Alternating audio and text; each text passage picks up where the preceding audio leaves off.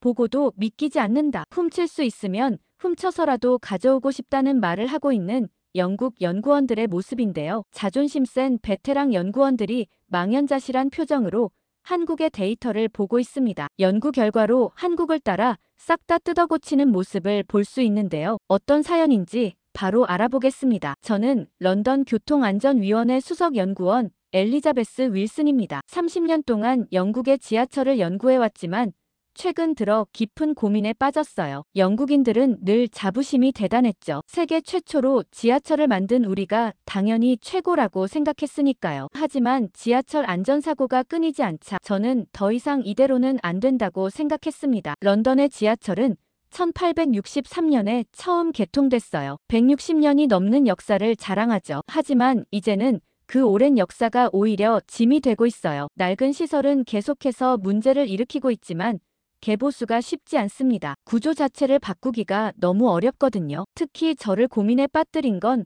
프랑스와의 비교였어요. 파리 메트로는 우리보다 40년이나 늦게 문을 열었는데도 지금은 오히려 더 현대화되어 있더라고요. 그런데도 영국 사람들은 여전히 우리가 최고라고 믿고 있었죠. 마치 과거의 영광에 사로잡혀 있는 것처럼요. 다행히 저 같은 의원들이 있긴 하지만 여전히 낡은 사고방식을 가지고 있는 사람들이 많이 있었습니다. 지난주 런던 교통부 회의에서 한 의원이 프랑스의 새로운 안전 시스템을 도입하자고 제안했는데요. 다른 의원들이 일제히 반대하더군요. 우리는 지하철 종주국인데 왜 프랑스 것을 배워야 하느냐는 거였어요. 저는 그 자리에서 할 말을 잃었습니다. 사실 런던 지하철의 현실은 참담해요. 매일 아침 출근길에 보면 승객들이 오래된 시설 때문에 불편을 겪고 있죠. 환풍구는 제대로 작동하지 않고 신호체계는 종종 오류를 일으킵니다. 특히 비가 많이 오는 날이면 물이 새는 터널도 있어요. 제가 교통안전위원회에서 일하면서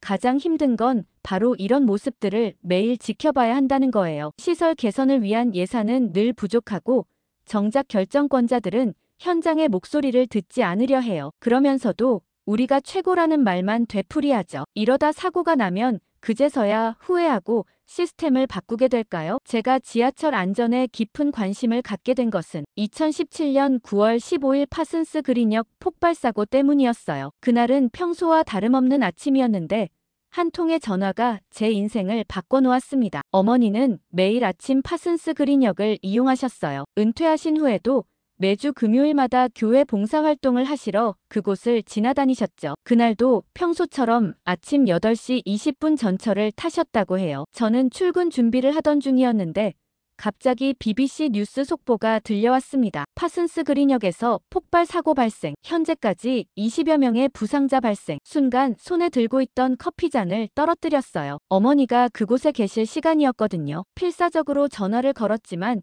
연결되지 않았습니다. 그때의 절망감은 지금도 잊을 수가 없어요. 현장으로 달려갔을 때 지하철역 주변은 아수라장이 되어 있었죠. 검은 연기가 역사 전체를 뒤덮고 있었고 사람들은 공포에 질려 비명을 지르고 있었어요. 구급차 사이렌 소리가 끊임없이 울려 퍼졌습니다. 마침내 어머니를 찾았을 때 역 근처 임시 응급처치소에 계셨어요. 다행히 생명에는 지장이 없으셨지만 연기를 많이 마시고 팔에 화상을 입으셨더군요. 그날 사고로 총 29명이 다쳤습니다. 테러범이 설치한 폭발물이 완전히 터지지 않아서 불행 중 다행이었다고 하지만 저에게는 큰 충격이었어요. BBC 뉴스에서는 연일 런던 지하철의 테러 대응 시스템 한계를 지적했습니다. CCTV는 있었지만 실시간 모니터링이 제대로 되지 않았고 비상 대피 시스템도 미흡했다고 해요. 전문가들은 이런 사고가 언제든 또 일어날 수 있다고 경고했죠. 어머니는 퇴원 후에도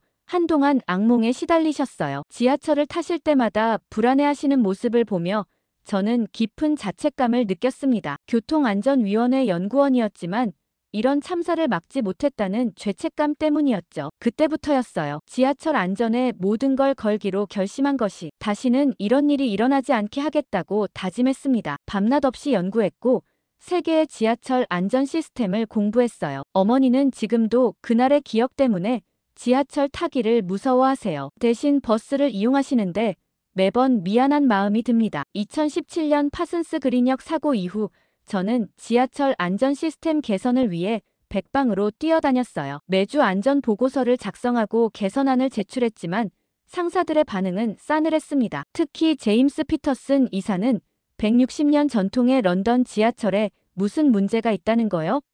라며 매번 저를 무시했죠. 예산 심의 때마다 제가 제안한 안전시설 예산은 가장 먼저 삭감되었어요. 그들의 런던 지하철에 대한 자부심이 눈을 멀게 한 것 같았습니다. 그렇게 6년이 흘렀고 2023년 7월 끔찍한 일이 일어났어요. 영국 기상 관측 사상 최고 기온을 기록한 그날 저는 평소처럼 사무실에서 일하고 있었습니다. 오후 2시 47분 긴급 상황 알람이 울렸어요. 피카딜리 노선 전력이 끊겼다는 보고였죠. 현장에 도착했을 때 상황은 이미 최악이었어요. 지하 터널에 갇힌 승객들이 더위와 공포에 시달리고 있었죠. 100년 된 터널에는 환기구조차 제대로 없었습니다. 휴대폰 불빛으로 겨우 상황을 확인할 수 있었는데 노인과 어린이들이 쓰러져 있는 모습이 눈에 들어왔어요. 구조 작업은 4시간이나 걸렸습니다. 오래된 터널 구조 때문에 구조대가 접근하기 어려웠거든요. 한 임산부는 공기가 부족해 실신했고 80세 노인은 심장 발작으로 위험한 고비를 넘겼어요. 제가 그토록 경고했던 일들이 현실이 된 거죠. 다음 날 영국 전역의 신문은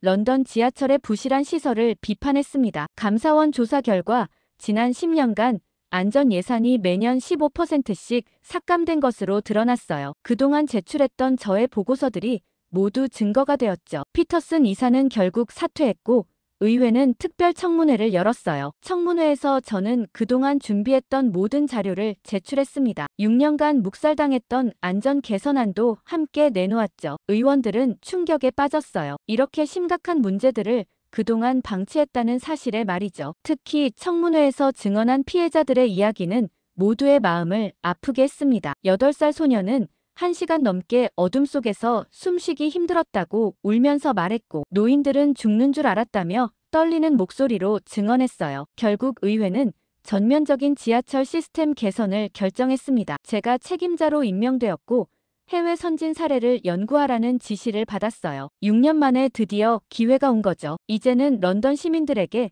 안전한 지하철을 선물할 수 있을 것 같아요. 그날 집으로 돌아가는 길에 저는 울컥했습니다. 이런 큰 사고가 있기 전에 시스템을 개선했더라면 하는 후회가 들었기 때문이에요. 하지만 이제라도 변화할 수 있다는 희망이 생겼습니다. 세계 최고의 안전한 지하철을 만들겠다는 결심과 함께 아시아 연구 출장을 준비하기 시작했어요. 사실 제가 아시아의 지하철 시스템에 주목하게 된 것은 20년 전 일본 교환학생 시절 경험 때문이었어요. 도쿄대학교에서 1년간 공부하면서 일본에 발달된 대중교통 시스템을 직접 경험했거든요. 당시 도쿄 지하철은 런던과는 전혀 다른 세상이었습니다. 정확한 시간 운영은 물론이고 깨끗한 시설과 친절한 서비스까지 20년이 지난 지금도 그때의 충격이 생생해요. 특히 아침 러시아워 때 수많은 인파를 질서정연하게 통제하는 모습이 인상적이었죠. 그래서 이번 프로젝트를 준비하면서 저는 강력하게 주장했어요. 우리는 아시아의 선진 시스템을 배워야 합니다라고요. 하지만 연구원들의 반응은 시큰둥했습니다. 특히 40년 경력의 토마스 연구원은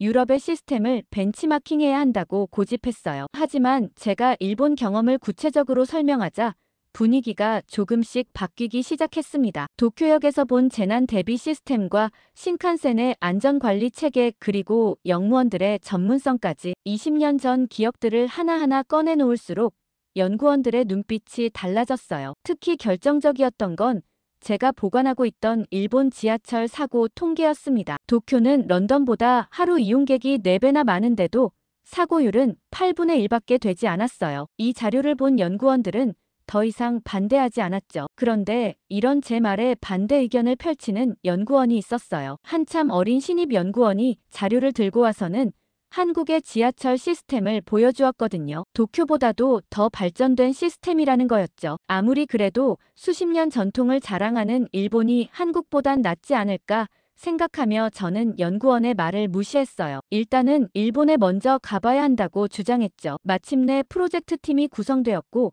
저를 포함해 8명의 연구원들이 일본행 비행기에 올랐습니다. 창밖으로 보이는 구름을 바라보며 저는 생각했습니다. 이번 프로젝트로 런던 시민들에게 더 안전하고 편리한 지하철을 선물하겠다고요. 일본에 도착하자마자 먼저 도쿄 시나가와역을 방문했어요. 20년 만에 다시 찾은 일본 지하철은 여전히 인상적이었습니다. 아침 일찍 도착한 역사는 마치 누군가가 방금 청소를 마친 것처럼 깨끗했죠. 놀라워하는 연구원들을 바라보며 어깨가 으쓱했어요. 역시 선진 일본 시스템을 배우러 와야 한다는 제 선택이 옳았다고 확신했죠. 우리 연구팀은 먼저 시나가와역의 운영 시스템을 살펴보기로 했습니다. 매 열차가 정확히 예정된 시각에 도착하는 모습은 여전히 놀라웠어요. 런던에서는 상상도 할 수 없는 정시 운행이었죠. 역무원들의 단정한 복장과 예의 바른 태도도 눈에 띄었습니다. 하지만 아침 7시가 되자 분위기가 급격히 달라졌어요. 순식간에 늘어난 인파로 승강장이 꽉 찼습니다. 갑자기 역무원들이 하얀 장갑을 끼고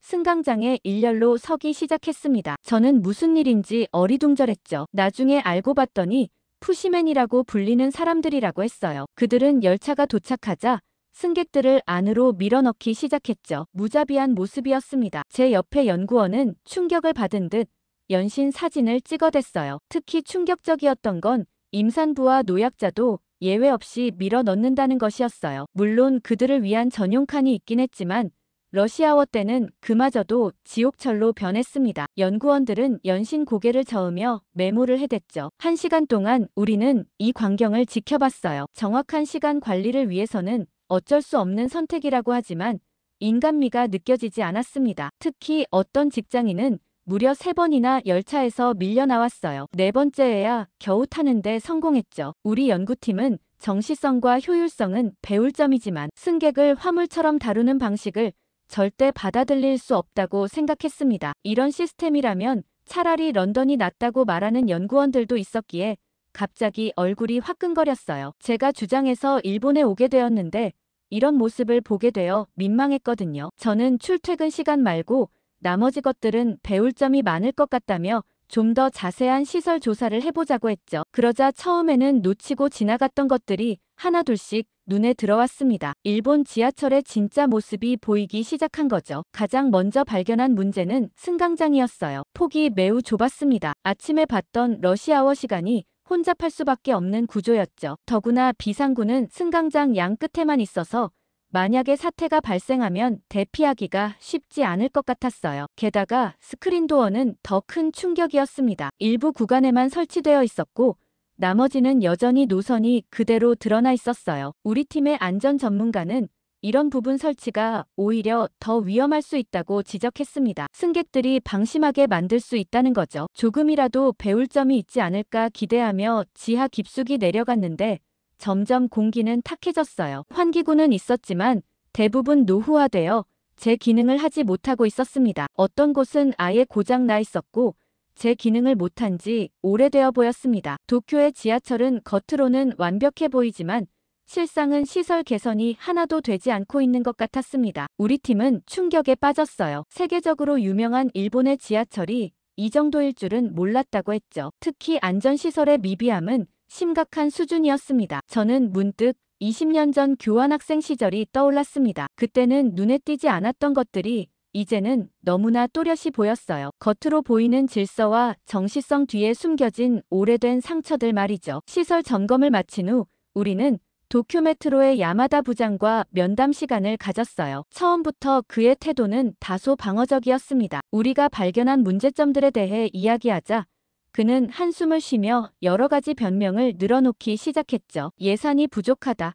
시설 개선에는 시간이 필요하다는 말들이었어요. 그러다 갑자기 화제를 돌려 일본 지하철의 자랑거리를 말하기 시작했습니다. 세계 최고 수준의 정시 운행률과 깨끗한 객실 관리, 친절한 서비스를 자랑하면서 그의 목소리는 한층 더 커졌어요. 특히 정시 운행에 대해서는 끝없이 자부심을 드러냈습니다. 1년 평균 지연 시간이 1분도 안 된다면서 이건 세계 어디에서도 찾아볼 수 없는 기록이라고 했어요. 심지어 지진이 나도 일정 지연을 최소화한다며 뿌듯해하더군요. 하지만 승객 밀어넣기 문제를 지적하자 그의 표정이 굳어졌습니다. 잠시 침묵하더니 일본은 정시 운행이 최우선이라고 말했어요. 문화적 차이라며 서양 사람들은 이해하기 어려울 거라고 덧붙였죠. 저는 그의 말에서 일본 지하철의 한계를 느꼈어요. 시간표를 맞추기 위해 승객의 안전과 편의를 희생하는 게 과연 옳은 걸까요? 스크린도어 설치가 미비한 것도 정시 운행에 방해될까봐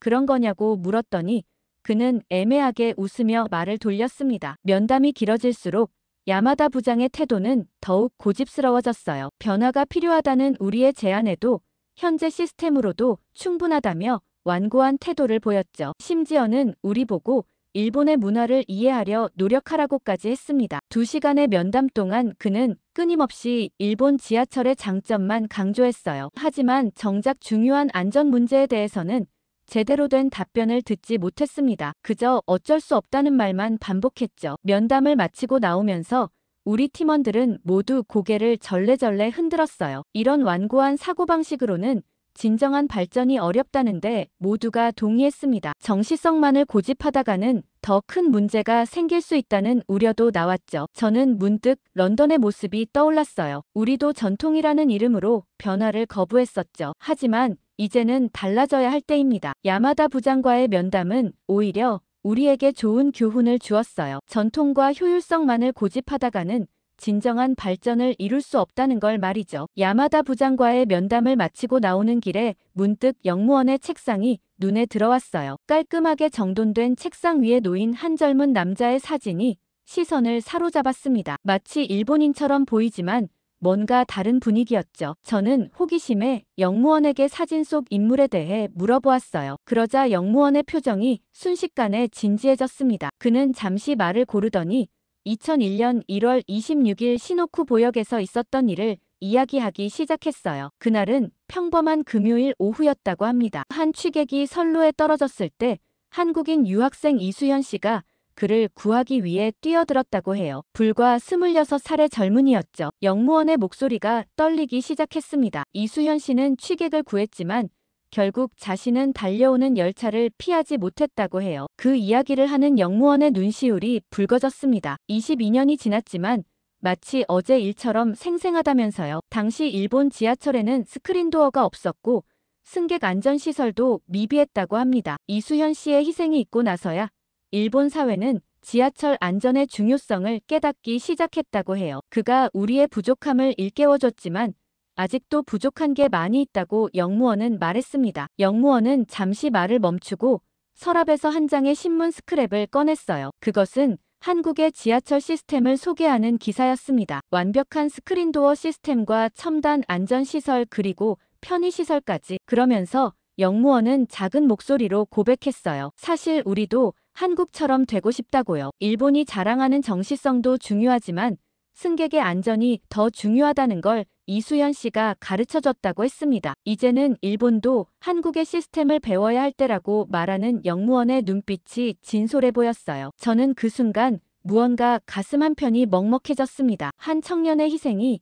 일본 지하철의 안전의식을 바꾸었다는 점과 한국으로 떠나야 한다고 했던 신입연구원의 말을 무시했던 게 떠올랐거든요. 그렇게 우리는 일본에서의 남은 일정을 모조리 취소하고 한국에 가기로 결정했습니다. 그렇게 인천국제공항에 도착해 처음 마주한 순간을 아직도 잊을 수 없어요. 특히 휠체어를 탄 노인과 그의 아들에 대한 기억이 선명하게 남아있죠. 일본에서 밤늦게 출발한 우리 연구팀은 모두 피곤한 상태였어요. 그때 앞에서 휠체어를 탄 영국인 노신사와 그의 아들로 보이는 중년 남성이 허둥대는 모습이 보였습니다. 공항철도를 처음 타보는지 매우 당황한 표정이었죠. 저는 무심코 그들의 모습을 지켜보았어요. 런던이라면 이런 상황에서 꽤 오래 기다려야 했을 테니까요. 하지만 그때 놀라운 광경을 목격했습니다. 영무원이 먼저 다가와 친절하게 안내를 시작한 거예요. 더욱 놀라웠던 건 그 다음이었어요. 자동 발권기에서 티켓을 뽑고 개찰구를 통과하는 과정이 모두 휠체어 높이에 맞춰져 있었거든요. 영국인 노신사는 연신 감탄사를 내뱉었습니다. 런던에서는 상상도 할 수 없는 광경이었죠. 승강장으로 내려가는 길도 순조로웠어요. 엘리베이터는 넓어서 휠체어가 쉽게 회전할 수 있었고 버튼도 손이 불편한 사람도 쉽게 누를 수 있게 디자인되어 있었습니다. 가장 인상적이었던 건 승강장이었어요. 휠체어가 열차에 오르내리기 쉽도록 차량과 승강장 사이 간격이 거의 없었죠. 게다가 실시간으로 열차 도착 정보가 휠체어 눈높이에도 설치되어 있었고요. 그 영국인 가족은 결국 저희보다 먼저 열차에 탑승했어요. 떠나기 전 노신사가 영무원에게 연신 감사 인사를 건넸죠. 그의 아들은 저를 보더니 런던도 이랬으면 좋겠네요 라고 말했어요. 저는 그들을 배웅하며 깊은 생각에 잠겼습니다. 우리가 찾던 해답은 바로 이런 것이었어요. 첨단 기술과 따뜻한 배려가 완벽하게 조화를 이룬 모습. 이것이야말로 진정한 선진 시스템이라는 생각이 들었죠. 연구팀원들도 모두 같은 생각이었나 봐요. 서로 눈빛만 봐도 알 수 있었거든요. 우리는 조용히 카메라와 노트북을 꺼내 이 완벽한 시스템을 기록하기 시작했습니다. 서울역에 도착해서 저희를 맞이한 사람은 김영호 영무과장이었어요. 첫 인상부터 범상치 않았습니다. 눈가에 주름이 깊었지만 반짝이는 눈빛은 젊은이 못지않았죠. 30년간 지하철 안전을 책임져온 베테랑이라는 말에 저는 직감적으로 느꼈어요. 우리가 찾던 사람이라는 걸요. 김 과장은 먼저 자신의 사무실로 우리를 안내했습니다. 책상 위에는 수십 년간 모아온 안전사고 기록들이 가지런히 정리되어 있었어요. 특히 눈에 띈 건 매일매일 빼곡히 적혀있는 안전일지였습니다. 그는 30년간 단 하루도 빠짐없이 기록해왔다고 하더군요. 가장 인상적이었던 건 관제실로 가는 길이었어요. 김 과장은 걸어가면서도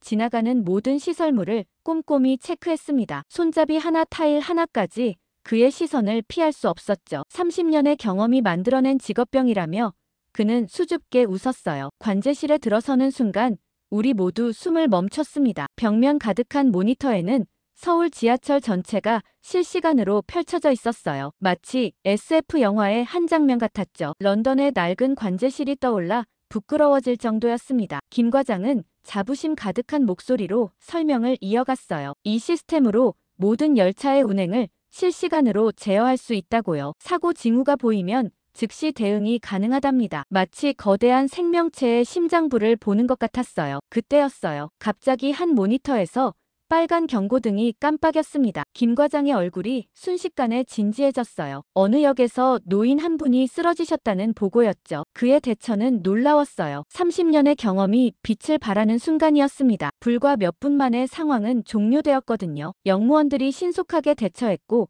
구급차도 빠르게 도착했다고 합니다. 김 과장은 마치 자신의 가족을 걱정하듯 노인의 상태를 계속 확인했죠. 그제서야 저는 이해했어요. 왜 서울 지하철이 세계 최고의 안전성을 자랑하는지. 관제실 투어를 마치고 나오면서 김 과장이 한마디 했어요. 지하철은 시민의 발이기 전에 생명이라고요. 그의 말에서 30년 동안 한 길을 걸어온 사람의 진심이 느껴졌습니다. 우리 연구팀 모두가 깊은 감동을 받았죠. 관제실 견학을 마치고 나올 때였어요. 갑자기 젊은 캐나다 남성이 김영호 과장님을 찾아왔습니다. 토론토에서 온 관광객이라고 했죠. 지하철에서 도움을 받은 것에 대해 꼭 감사 인사를 전하고 싶어서 찾아왔다고 했어요. 이야기를 들어보니 이틀 전 강남역에서 길을 잃었던 일이 있었나 봅니다. 복잡한 환승 구조 때문에 어디로 가야 할지 모르고 한참을 헤맸다고 해요. 특히 한글로만 된 안내판 앞에서 발을 동동 굴렀다고 하더군요. 김 과장님은 그때 상황을 잘 기억하고 계셨어요. AI 관제 시스템이 외국인 관광객의 이상 행동을 포착했고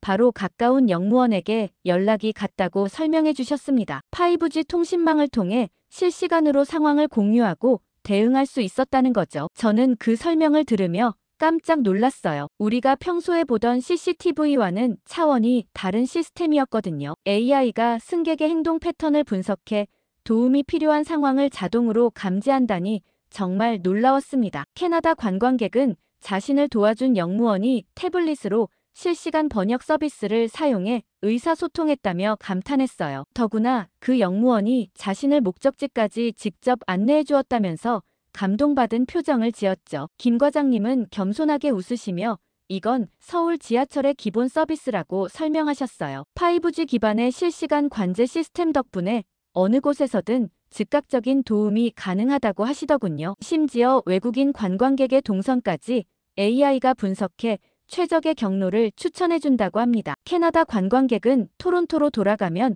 이 이야기를 꼭 전하고 싶다고 했어요. 특히 AI와 5G 기술을 결합한 안전관리 시스템이 인상적이었다면서 자국의 지하철도 이렇게 변했으면 좋겠다고 말했습니다. 김 과장님은 마지막으로 이런 말씀을 하셨어요. 기술은 결국 사람을 위한 것이라고요. 아무리 뛰어난 AI 시스템이라도 그것을 사람을 돕는 데 써야 한다는 거였죠. 그 말씀이 가슴에 깊이 와닿았습니다. 우리 연구팀은 이 특별한 만남을 지켜보며 많은 것을 배웠어요. 런던에도 이런 시스템을 도입해야겠다는 생각이 들었죠. 하지만 더 중요한 건 기술을 사용하는 마음가짐이라는 걸 깨달았습니다. 그렇게 면담을 끝내고 나오면서 서울의 퇴근 시간대를 직접 경험해보기 위해 저는 강남역에서 1시간 동안 시민들을 관찰했어요. 일본에서 직접 승객들을 봤을 때 실망했던 기억이 떠올라 한국도 그러면 어쩌나 걱정도 들었죠. 일본에서 봤던 것처럼 혼잡할 거라 예상했는데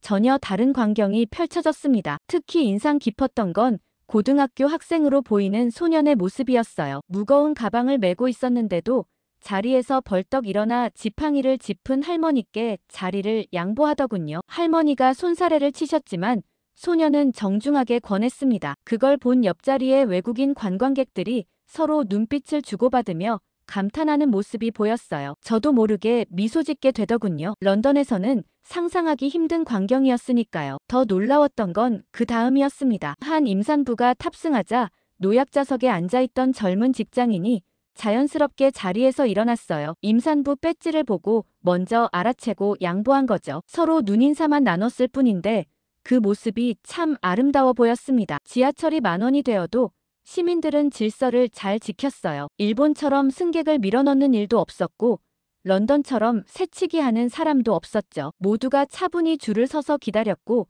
먼저 내리는 사람을 배려했습니다. 특히 제 눈을 사로잡은 건 시민들의 자발적인 질서 의식이었어요. 누가 시키지 않았는데도 에스컬레이터에서는 한쪽을 비워두고 서 있었고 전화 통화도 작은 목소리로 하더군요. 청소하시는 분을 만났을 때는 시민들이 자연스럽게 길을 터주었어요. 어떤 학생은 쓰레기를 발견하고는 직접 주워서 쓰레기통에 버리기도 했죠. 이런 모습들을 보며 저는 깊은 생각에 잠겼습니다. 일본의 질서는 엄격한 규율에서 나온 것 같았어요. 하지만 한국의 질서는 시민들의 자발적인 배려에서 비롯된 것 같았죠. 이것이야말로 가장 큰 차이점이라는 생각이 들었습니다. 연구팀원들과 이야기를 나누면서 우리는 한 가지 고민에 빠졌어요. 과연 런던에서도 이런 시민의식을 만들어낼 수 있을까 하는 거였죠. 아무리 좋은 시스템을 도입해도 시민들의 의식이 따라주지 않으면 소용없을 테니까요. 결국 우리가 배워야 할 건 단순한 기술이 아니었어요. 서로를 배려하는 문화 시민의식을 높이는 교육 그리고 무엇보다 사회 전체의 성숙도를 끌어올리는 일이 필요하다는 걸 깨달았습니다. 그리고 호텔로 돌아와 김영호 과장님께서 말씀하신 이수연 씨에 대해 자세히 찾아보았어요. 인터넷에는 그에 대한 수많은 기사와 다큐멘터리가 있었습니다. 2001년 1월 26일의 기사들을 하나하나 읽어내려갔어요. 그날의 상황이 너무나 생생하게 그려졌습니다. 취객이 선로에 떨어졌을 때 주저없이 뛰어든 26살의 청년. 타인의 생명을 구하기 위해 자신의 목숨을 바친 그의 선택이 가슴 깊이 와닿았어요. 놀라웠던 건 그의 죽음 이후 일어난 변화였습니다. 일본은 모든 역사에 안전요원을 배치하기 시작했고 한국은 스크린도어 설치를 의무화했어요. 한 청년의 희생이 두 나라의 철도 문화를 완전히 바꿔놓은 거죠. 특히 인상적이었던 건 일본 신문들의 보도였어요. 그들은 이수현 씨의 희생을 통해 자신들의 안전 불감증을 돌아보게 되었다고 했습니다. 효율성만을 추구하던 일본 철도가 처음으로 안전의 중요성을 깨닫게 된 순간이었죠. 한국의 변화는 더욱 극적이었어요. 이수현 씨의 사고 이후 철도 안전에 대한 투자가 대폭 확대되었다고 합니다. 그 결과 현재 한국의 지하철 안전성은 세계 최고 수준에 이르렀다고 하더군요. 더욱 감동적인 건 20년이 지난 지금도 양국에서 그를 기억하고 있다는 점이었습니다. 일본에서는 매년 그의 추모식이 열리고 한국에서는 그의 이름을 딴 안전교육센터가 운영되고 있었어요. 저는 스마트폰 화면을 보며 오랫동안 생각에 잠겼어요. 한 청년의 용기 있는 선택이 수많은 사람의 생명을 구했다는 사실이 놀라웠습니다. 그의 희생이 아시아 철도의 역사를 새로 쓴 거예요. 문득 런던의 지하철이 떠올랐어요. 우리도 이제는 변해야 할 때가 왔다는 생각이 들었습니다. 이수현 씨처럼 누군가의 희생이 있고 나서야 변화할 것인가 아니면 먼저 달라질 것인가. 그건 우리의 선택이겠죠. 연구 노트에 이수현 씨의 이야기를 상세히 기록했어요. 런던으로 돌아가면